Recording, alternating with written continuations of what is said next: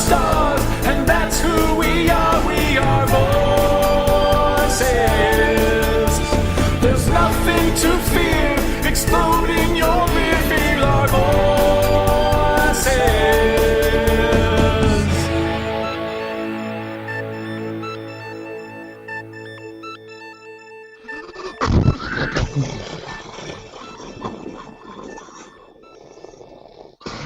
Muppet explosion! Yay! You have too many bones in those arms. Loosen up. Loosen up. Let it go. Let it go. It's hard. It's hard being a human doing Muppet things. It is. That is a fact of life. We are Voice of the Republic. Welcome to day 2.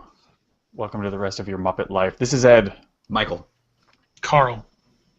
I see. I don't have a formal name. I'm just like Carl. It's like you're Mike or Michael. I guess I'm Carl Robert. That's intense. We should make something up like it's Cornelius, but you just shorten it to Carl. Like Margaret becomes Peggy. Doesn't have to make sense. Well, you're Mexican, aren't you? Yes. Carlito. Well, that's little Carl. Carlos. Carlos. Carlos. I love that. That's my nephew's name. Yay. Excellent. So we're back. It's Tuesday. No, it's Wednesday. cut that. It is Wednesday, and we're talking Muppets. Yes, we are. Mm-hmm. So here's the thing: is you guys are a little bit older than me. I don't remember watching the show first run. I've caught reruns on like Nickelodeon, Nick Knight sort of thing. So did you guys watch it when it was originally on the air? Was that like one of your must-watch things when it was originally aired? Yes, sir. Oh yeah. Right after bath. Yeah. We had to take baths, and then I remember sitting there with my hair wet in my pajamas with a very strict part streaked over to the side so I could look like Richie Cunningham from Happy Days, and watching the Muppets and getting thrilled to see the Muppets. And it was cool. It was cool. I wouldn't say that it's my favorite thing on the planet. Like it's no Star Wars. Well, it's no yeah. being married to Tracy. Oh, It's definitely in my top frickin' 10. It's not cussing. Yeah, I remember Muppet Show. You know, the Muppet Show is on at night, and that's prime time, and you're probably watching it with your family. And what's great is, the Muppet Show being sort of born out of, like, the Muppets were Muppets. Way back in the day, it was a black and white effort. It was a bunch of weird, freaky-looking puppets that would do skits, and that kind of turned into a thing. And I believe, Sesame Street came first. So Muppets were born of Sesame Street. Yes. Now, growing up, as a lot of us did, or most of us have done, on Sesame Street, so they're there since your formative years, teaching you about life and grammar and letters and how to talk to adults, what people do for a living, what other cultures are like, how to open a door in Spanish, all these crazy things. And now it's like watching the Muppet Show. It's still puppets, but there's puppets interacting with with Steve Martin. Like, he's grown-up entertainment, and everybody's laughing. You're laughing with the adults, and it was so inclusive. Nothing was over your head. Nothing was dirty. Everything was quality. Everything was quality, fun, family humor, week after week. And it felt a little adult. What's what I'm saying? Yeah, it felt absolutely adult. From a kid's perspective, you were brought in on the joke. So there was the whole, there was like the jokes that, I can't remember the names. You know me and names, people. You know me and names.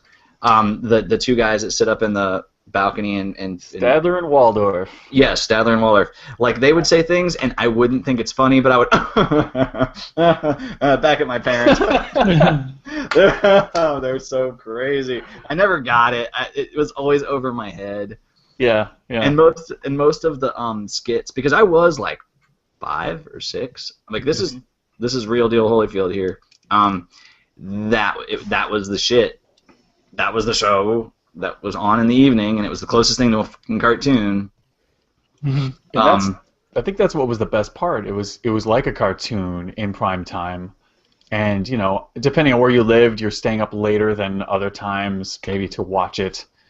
It was something that you could, you know, enjoy with your family, but talk about with your friends. It was never.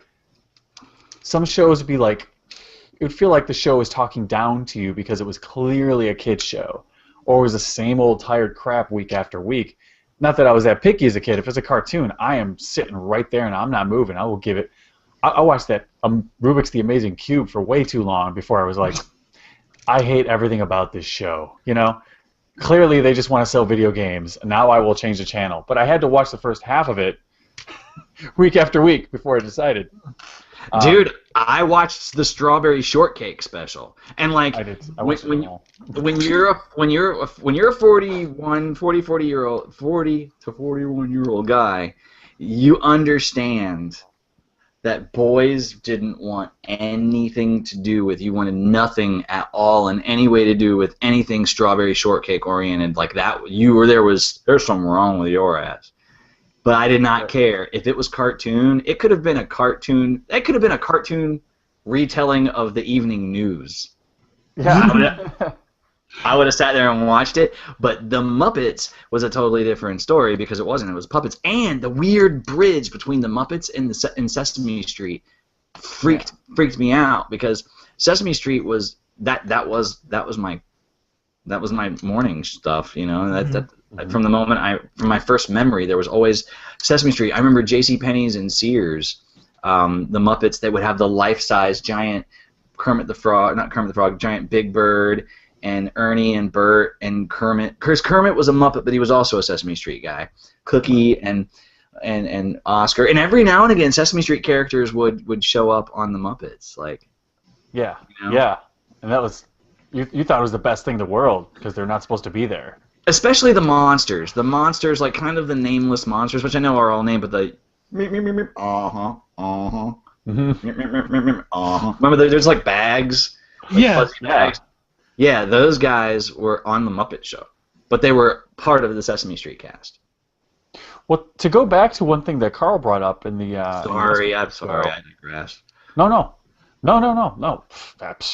But you know, you mentioned that the show seemed like Saturday Night Live, and what is lesser known is that in the early days of Saturday Night Live, it was just called Saturday Night.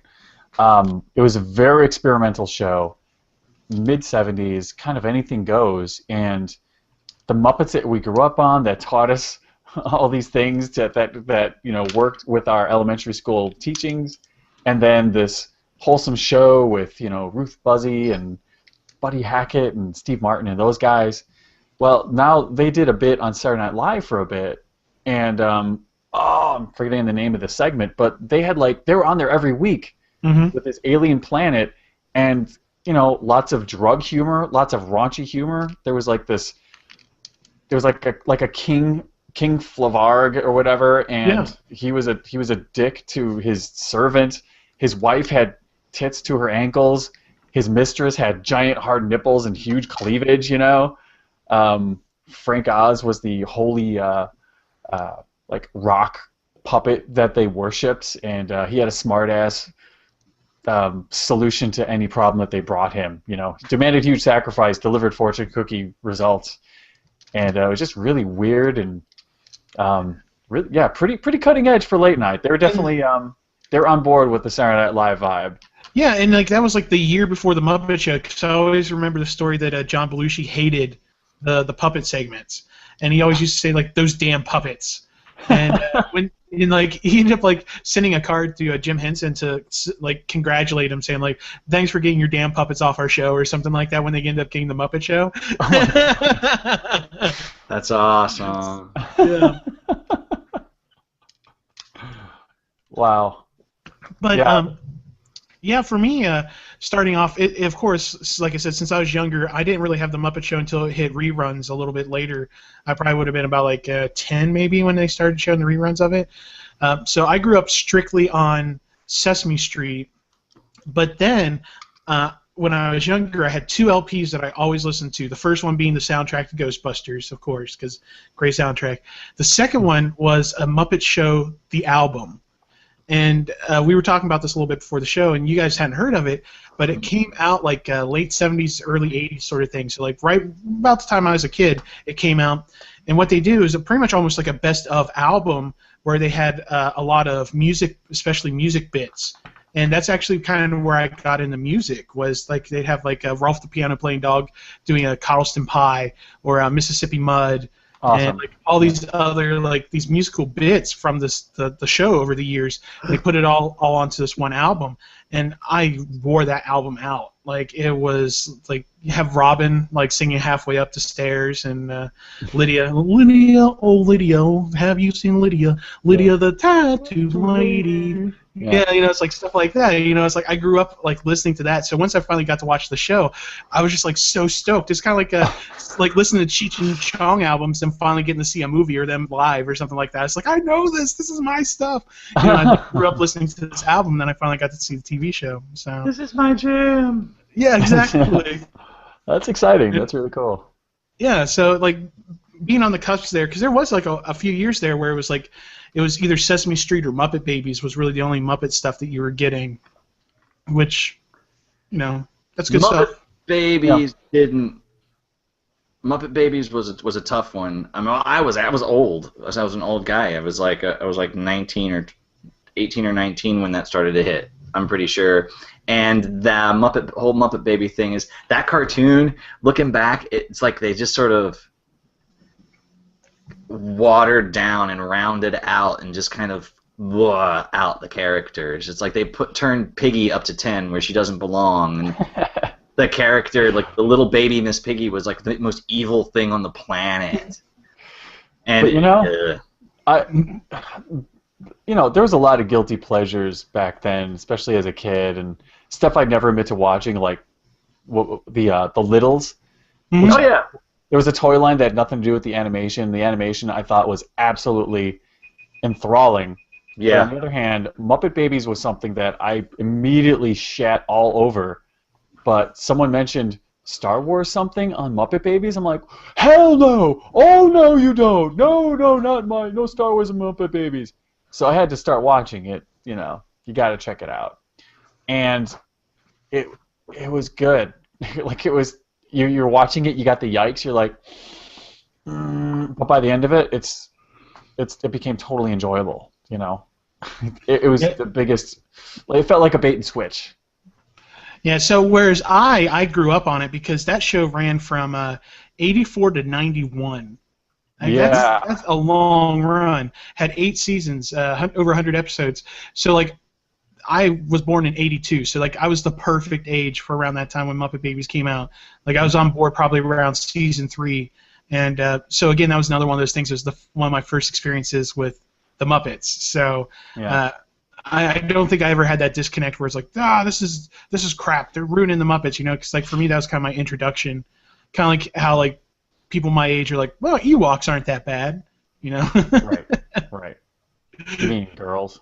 Isn't it funny? Isn't it funny? Like, and everything has always been this way, but isn't it funny how that everything is just a matter of perspective? Mm-hmm. Everything is just a matter of perspective. Like even Ewoks, even Jar Jar. Yeah.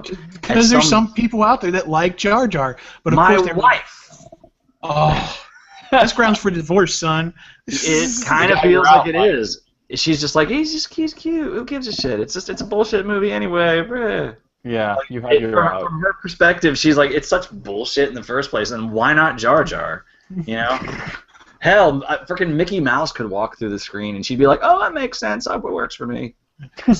To her, it's just more bullshit on top of regular bullshit. It's a bullshit olive on that bullshit Dagwood sandwich. And it's like, because you're sitting here and you're like, no, this is bullshit and this is horse shit. They're two separate things. You can't stack them on top of each other. She's like, it's all shit to me. Yeah, Tracy's like, Jar Jar's just duck shit. What the hell difference does it make? You don't want to eat any of it. Oh man, good stuff. Hey, it's like we knew what we're doing. Peace out. I so Yeah. just love the during the Mike Hawthorne interviews where he's like, "Okay, we're done." It's like that timer has a finality to it. You're just like, "I'm done." It really does. And I took the hot poker and I stuck it in her ring. To be continued next week. Yeah. Best story ever. Oh, yes, but fear not, listeners and viewers. We'll be back tomorrow. Yeah, part 3, more Muppets. Good times. Be here for R2D2 Puppets. Hey. Me and R2. Goodbye. May the Force.